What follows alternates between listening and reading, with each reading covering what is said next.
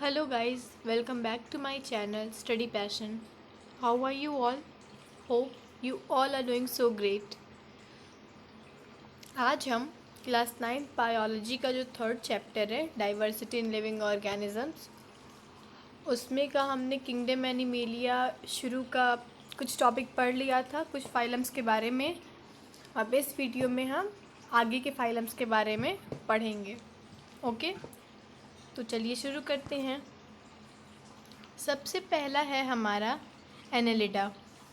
Annelida जो होते हैं ये बायलेटरली सिमेट्रिकल बॉडी होती है इनकी। बायलेटरली सिमेट्रिकल मतलब आप इनको दो इक्वल हाफ्स में डिवाइड कर सकते हैं, ठीक है।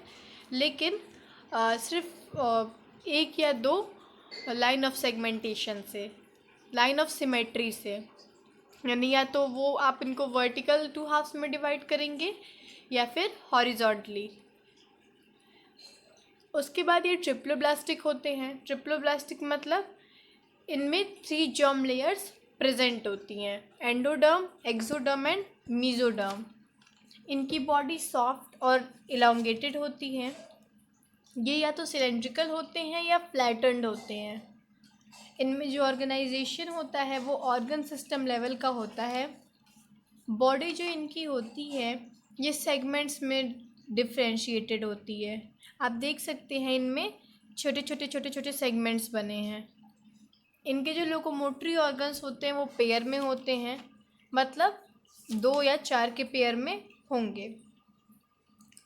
एलिमेंट्री कनाल इनमें होता है और ये ट्यूब लाइक होता है एलिमेंट्री कनाल इनका, जो कि माउथ से लेके एनस तक एक्सटेंड करता है। ओके, तो होप आपको ये समझ में आया हो। नेक्स्ट है हमारा आर्थ्रोपोडा। आर्थ्रोपोडा, पोड का मतलब होता है लेग्स। आप याद रखना, पॉड्स का मतलब होता है लेग्स, तो आर्थ्रोपोड्स का मतलब होता है जॉइंट लेग्ड, ठीक है, जिनके लेग्स जॉइंट हों। ये सबसे बड़ा ग्रुप ऑफ एनिमल्स है आर्थ्रोपोडा।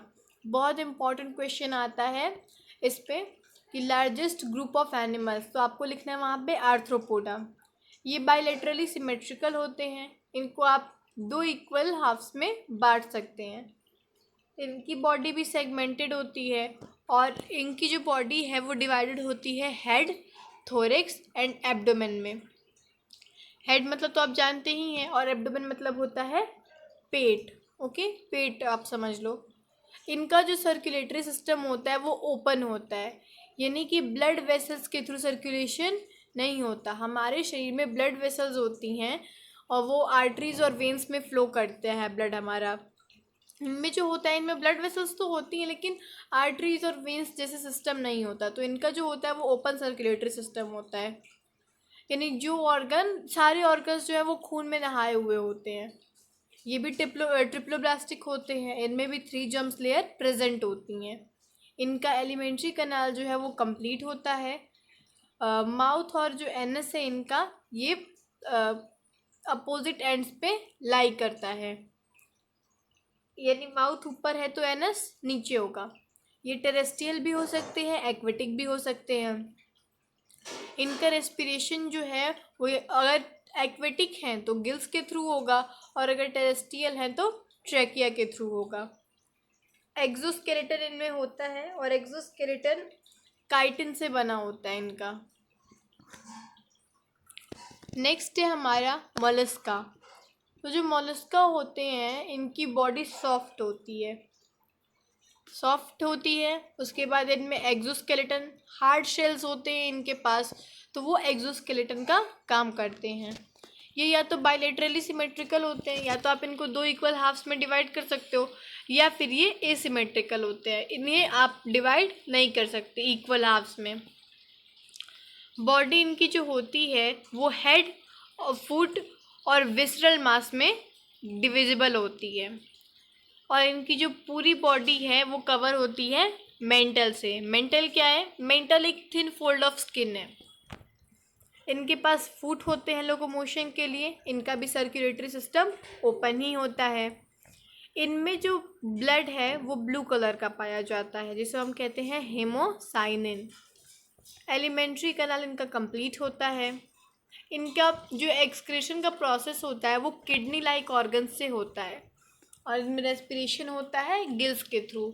एग्जाम्पल जो आपके एनसीईआरटी में मेंशन्ड है वो है ऑक्टोपस, पाइला, और ये सब एग्जाम्पल आपके एनसीईआरटी में मेंशन्ड है। नेक्स्ट है हमारा एकाइनोडर्मेटा। एकाइनो का मतलब होता है स्पाइनी और डर्मेटा का मतलब होता है स्किन, तो दोनों मिला के बन गया स्पाइनी स्किन यानी एकाइनोडर्मेटा। तो इस पे वो सारे एनिमल्स आते हैं जिनकी स्किन बहुत ही स्पाइनी हो। होता क्या है इनमें ना कैल्केरियस प्लेट जो होता है वो इसी से इनकी बॉडी फॉर्म्ड होती है। कैल्केरियस मतलब कार्बन, कैल्शियम और कैल्शियम कार्बोनेट से इन एक कैल्शियम कार्बोनेट की एक प्लेट से इनकी बॉडी बनी हुई होती है, जो होती है कैल्केरियस प्लेट, और वो जो है वो बहुत स्पाइनी होता है, इसीलिए इनका नाम है एकाइनोडर्मेटा। इनमें रेडियल सिमेट्री प्रेजेंट होता है, यानी कि आप इन्हें कहीं से भी काटेंगे तो ये दो इक्वल हाफ्स में डिवाइड होंगे। ये भी ट्रिप्लोब्लास्टिक होते हैं। ट्रिप्लोब्लास्टिक यानी इनमें 3 जर्म्स लेयर प्रेजेंट होती हैं, एंडोडर्म, एक्सोडर्म एंड मीजोडर्म। इनमें सीलमिक कैविटी प्रेजेंट होती है।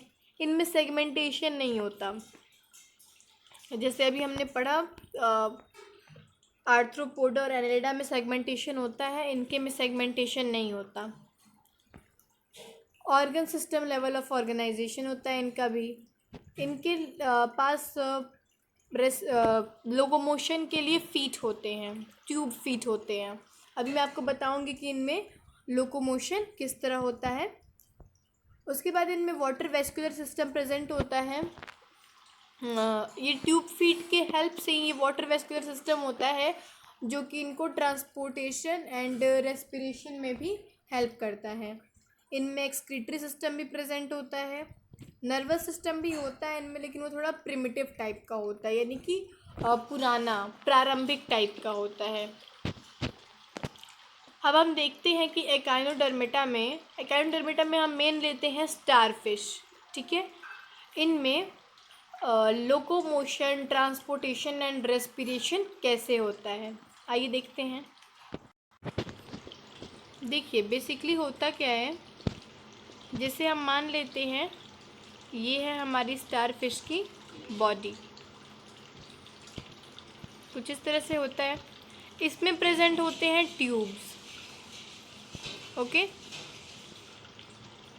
और ये ट्यूब्स पे होते हैं छोटे छोटे होल, जैसे छोटे छोटे होल होंगे या फीट आप कह सकते हैं, यही होता है, यही मिलके बनाता है इनका ट्यूब फीट, ओके। तो होता क्या है कि इन ट्यूब फीट्स के थ्रू इनमें वाटर अंदर जाएगा, इन ट्यूब फीट्स में अंदर वाटर जाएगा तो ये ओपन होंगे और उसके बाद क्लोज हो जाएंगे, तो वाटर बाहर निकल जाएगा इनमें से। तो इस तरह से ये लोकोमोशन, रेस्पिरेशन एंड ट्रांसपोर्टेशन करते हैं। ट्रांसपोर्टेशन कैसे, अब वाटर में प्रेजेंट होता है आपका O2, ऑक्सीजन प्रेजेंट होता है और दूसरे मिनरल्स प्रेजेंट होते हैं, तो इन होल्स के थ्रू इनमें वो भी जाएंगे, ठीक है। तो इस तरह से इनमें ट्रांसपोर्टेशन का प्रोसेस भी होता है, और इसी तरह से इनके जो वेस्ट मटेरियल्स हैं वो बाहर आ जाएंगे, तो एक्सक्रीशन का प्रोसेस भी इनमें हो जाएगा, ओके। तो होप आपको समझ में आया हो। तो that's all for today guys, thanks for watching, press the like button, share it with your friends and subscribe to the channel. Thank you.